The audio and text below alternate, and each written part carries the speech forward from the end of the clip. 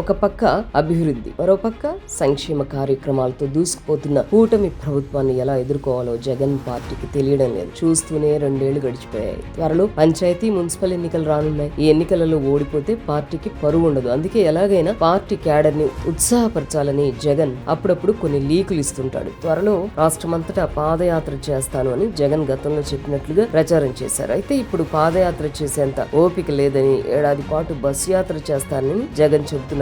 జగన్ పాదయాత్ర ఉండదు అని చెప్పడంతో వైకాపా క్యాడర్ ఊపిరి పీల్చుకుంటున్నారు. ఎందుకంటే అధికారాన్ని అడ్డుపెట్టుకుని వేల కోట్లు దోచుకున్న జగన్ పైసా కూడా బయటకు తీయడు. ఈ పాదయాత్ర ఖర్చంతా లోకల్ క్యాడరే పెట్టుకోవాల్సి వస్తుంది. ఏర్పాట్ల సంగతి ఎలా ఉన్నా పబ్లిక్ మీటింగ్ అంటే జనాన్ని తరలించడం ఈజీ. అదే పాదయాత్ర అంటే జగన్ తో పాటు నడిచే జనాలకి ఎక్కువ డబ్బులు ఇవ్వాల్సి వస్తుంది. డబ్బు ఖర్చు ఎలా ఉన్నా ఈ మధ్య జగన్ ప్రెస్ మీట్ పెట్టిన ప్రతిసారి తెలుగుదేశం పార్టీ సోషల్ మీడియా విభాగంకి చేతి నిండా ట్రోల్ మెటీరియల్ దొరుకుతోంది. జగన్ అజ్ఞాన ప్రకటనలను కవర్ చేసుకోలేక సజ్జల సహా నాయకులంతా కింద మీద పడాల్సి వస్తుంది. కాబట్టి జగన్ పాదయాత్ర వద్దు, బస్సు యాత్ర వద్దు, ఆయన ప్రస్తుతానికి మా జిల్లాకు రాకుండా ఉంటే బాగుండు అని వైకాపా క్యాడర్ కోరుకుంటోంది.